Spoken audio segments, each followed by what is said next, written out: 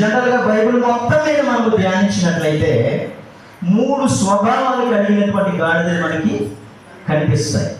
ఎన్ని స్వభావాలు? 3 స్వభావాలు కలిగినటువంటి గాడిదలు మనకి కనిపిస్తాయి. అందులో మొట్టమొదటి గాడిద అడవి గాడిద. ఏ గాడిద? అడవి గాడిద. రెండవ గాడిద కంచర గాడిద. పేరు విన్నారు ఎప్పుడైనా? కంచర గాడిద ఎలా ఉంటుంది? సరే, మరి ఈ ప్రశ్న అడగడానికి టైం లేదు కానీ, రెండవది కంచర గాడిద, మూడవది ఊరు గాడిద. చెప్పండి, ఒకటోది ఏ గాడిద? అడవి గాడిద, 2 కంచర గాడిద, 3 ఊరు గాడిద. చూడండి, ఫస్ట్ మనం చూద్దాం ఏ గాడిద గురించి. అడవి గాడిద కోసం చూద్దాం. తీయండి, యోబు గ్రంథము 39వ అధ్యాయము, పేజ్ నెంబర్ 449. తీసేయండి స్పీడ్ తీయండి. Page number 449.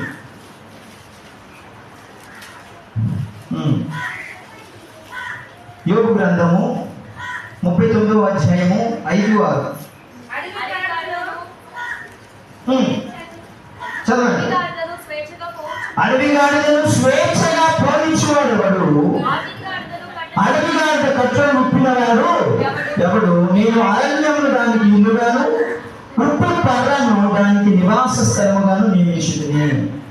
ఇది అడవి గాడిదకి దేవుడు ఏర్పాటు చేసినటువంటి స్థలం. ఏంటి? అడవి గాడిద దేవుడు ఎక్కడ ఉన్నామని అక్కడ నిర్ణయించాడు. అరణ్యంలో ఉంటుంది. అది ఎక్కడ ఉంటుంది? అరణ్యం. ఎలా ఉంటుంది అరణ్యం? తెలుసు కదా, ఎలా ఉంటుంది అరణ్యము? ఎస్. మీరు యెహెజ్కేలులో దేవుడు మాట్లాడతాడు స్వప్నంలో. దేవుడు ఎవరితో? యెహెజ్కేలుతో మాట్లాడతాడు.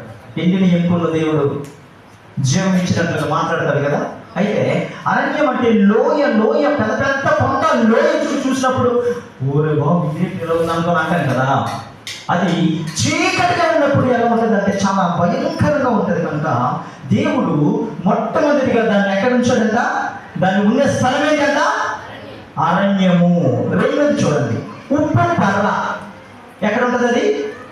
ఉప్పు పర్ర. ఉప్పు పర్ర అంటే ఎగ్జాంపుల్, ఇప్పుడు బీచ్ పక్కన ఏవైతే భూములు ఉన్నాయో ఆ భూములను పంట వేస్తే పండుతుందా?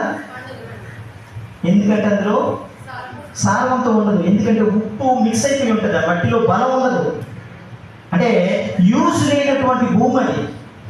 సముద్రంలో వాటర్ అంత ఉండదు కదా, మనకి తాగడానికి యూజ్ అవుతుందా? అలాగే ఆ యొక్క ఉప్పు పరలో ఉన్నటువంటి ఆ గాడిద దేనికి యూజ్ లేనట్టుగా కనిపిస్తుంది మనకి. ఒకటి అరణ్యంలో నివసిస్తుంది, 2 ఉప్పు పర దాని యొక్క ఉండే నివాస స్థలం, 3 మనుషులకి లోబడినటువంటి గాడిద. అది ఎక్కడికి వెళ్తుందో, ఏం చేస్తుందో, ఏటి తింటుందో కూడా తెలియదు. అందుకని అది అరణ్యంలోనే నివసిస్తుంది. అది అందుకని దాన్ని ఏమన్నారు? అడవి గాడిద. ఈరోజు నీ నా జీవితంలో కూడా క్రైస్తవులుగా బ్రతుకుతున్నప్పటికీ కూడా ఎందుకు భక్తి చేస్తున్నామో తెలియనటువంటి స్థితి, ఎందుకు ప్రార్థనకు వస్తున్నామో తెలియనటువంటి స్థితి, ఎందుకు ఆరాధనలో కూర్చుంటున్నామో తెలియనటువంటి స్థితి. అడవి గాడిద. మీరు గమనించండి, మనము పిల్లలు గడ్డించేటప్పుడు లేదా ఫ్రెండ్స్లో మనం తెచ్చుకునేటప్పుడు, ఒరే గాడిదలా ఎదిగావు, అడ్డగాడిదలా ఉన్నావు, బాగా అన్నావు, ఓడినట్టు ఉన్నావు, పదం బాగా అందరం ఓడుతాం. మనకి ముందుగా వచ్చేటువంటి పదం ఏదైనా ఉందంటే గాడిద. కనుక దేవుడు గాడిద స్వభావం ఎంత మంచిదో కూడా తర్వాత గాడిదలో చూపిస్తాడు దేవుడు. అయితే ఈ గాడిద ఒకటి అరణ్యంలోనే ఉంటుంది, 2 ఉప్పు పాలలోనే నివసిస్తుంది. అసలు అది ఎక్కడ ఉంటుందో, ఏం తింటుందో, మొట్టమొదటిగా అది తిరగడానికి కారణం ఏంటి తెలుసాగా? ఎడారులు, అరణ్యములు, ఆ రాళ్ళు గుండా, రప్పలు గుండా తిరగడానికి కారణం ఏంటి తెలుసా? అది స్వతంత్రాన్ని కోరుకుంటుంది. మనుషులకు లోబడినటువంటి గాడిద. దానంతటా దానికి ఏది పుట్టితే అదే చేస్తుంది. అందుకనే దానికి దేవుడు ఏం పేరు పెట్టాడు? అడవి గాడిద అని పేరు పెట్టాడు. చూద్దాం, ఏ గాడిది? అడవి గాడిద. మనుషుడికి లోబడదు, దానికి నచ్చిందే చేసుకెళ్తుంటుంది. ఒరే అది మంచిగా కాదురా, దేవుడు అలా చేయొద్దన్నాడు అన్నప్పటికీ కూడా మళ్ళీ అడవి గాడిద స్వభావమే మొదలవుద్ది అన్నమాట మనలో. తీయండి, రెండో గాడిద చూస్తున్నాం, కంచర గాడిద. తీయండి, 2వ సమూయేలు గ్రంథము 18:9 పేజ్ నెంబరు పాత నిబంధనలో 226, సారీ 269, 269. 2 సమయంలో 18వ అధ్యాయము 9వ వచనం చదవనా? నేను టైం అయిపోయింది ఆల్రెడీగా. మరి అయ్యగారు మంచి ఒక 2-3 నిమిషాలు క్లోజ్ చేస్తాను. అబ్షాలోము కంచెల గాడిద మీద ఎక్కిపోవచ్చు, దాని మీద సేవకులకు ఎదురాయను. ఏ గాడిద మీద ఎక్కేళ్తున్నాడు? కంచెల గాడిద మీద ఎక్కేళ్తుంటాడు అనమాట. అయితే ఈ సందర్భం ఏంటి? తండ్రి అయినటువంటి దావీదు మీద తిరుగుబాటు చేసి మనోడు జమ్మున కంచెల గాడిద మీద వచ్చేస్తుంటే అక్కడ మీరు అలా చదివినట్లయితే అక్కడ చిక్కుకుంటాడు అనమాట ఒక కొమ్మకి. మీరు అలా చదివినట్లయితే ఇది కంచెల గాడిద. కంచెల గాడిద 2 మిక్స్ అయి ఉంటాయి. అందులో ఒకటి గుర్రంలాగా ఉంటుంది, 2 గాడిదలాగా ఉంటుంది. ఈ 2 కనిపిస్తాయి అన్నమాట ఆ గాడిదలో. గుర్రంలాగా ఉంటుంది కానీ గుర్రం కాదు, గాడిదలాగా ఉంటుంది కానీ గాడిద కాదు. 2 స్వభావాలు ఉన్నటువంటి గాడిద. ఈరోజు క్రైస్తవ జీవితంలో కూడా క్రైస్తవులుగా ఉంటాం కానీ మళ్ళీ పాపంలో కనిపిస్తాం. ఆత్మీయ జీవితంలో ఉంటాం కానీ మళ్ళీ పాపాన్ని ప్రేమిస్తాం. అంటే ఇటు దేవుని యొక్క వాక్యము కావాలి, అక్కడ లోక పాపము కూడా కావాలి. ఇక్కడ పరలోకము కావాలి, అక్కడ నరకము కావాలి. నరకానికి వెళ్ళలేములే, ఎందుకంటే అక్కడ కొంచెం వెళ్ళిన తర్వాత మనం వచ్చే ఛాన్స్ లేదు కనుక. అంటే ఈ కంచెల గాడిద స్వభావాలు ఎలా 2 రకాలు. ఒకటి మీరు చూసారు కదా, కంచెల గాడిద చూసారు ఎప్పుడైనా? అది గుర్రంలాగా గాడిలాగా 2 విధాలుగా కనిపిస్తుంది, కానీ గుర్రము కాదు, గాడిద కాదు, 2 స్వభావాలు కలిగి ఉన్నటువంటి గాడిద.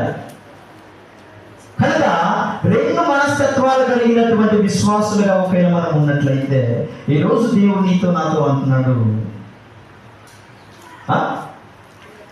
గాడిద స్వభావాలు ఈ 2 గాడిదలాగా మాత్రం మనం ఖచ్చితంగా ఉండకూడదు అన్నమాట. ఒకటి ఏ గాడిద? అడవి గాడిద. మనుషులకి లోబడదు, అది నచ్చింది, స్వతంత్రం, ఫుల్గా స్వతంత్రమే కోరుకుంటుంది. అసలు వాస్తవంగా క్రైస్తవ జీవితంలో కూడా స్వతంత్రం ఇచ్చాడు కనుక ఇది చెయ్యాలి కదా అంటారు. వాస్తవంగా ఆత్మ సంబంధులుగా బ్రతుకుతున్న క్రైస్తవం యొక్క స్వతంత్రం ఏంటి తెలుసా? ఏదైతే కనిపిస్తుందో అదంతా చేసుకెళ్ళమని కాదు, ఏదైతే ప్రభువు చేయొద్దన్నాడో అది చేయకుండా బలంగా ఆత్మ సంబంధమైనటువంటి నీతిలో బ్రతికి చూపించడమే స్వతంత్రత. అంటే పర్టిక్యులర్గా యేసు ప్రభువు ఏ గుణలక్షణాలు కలిగి లోకంలో బ్రతికి చూపించాడో అలా బ్రతికి చూపించడమే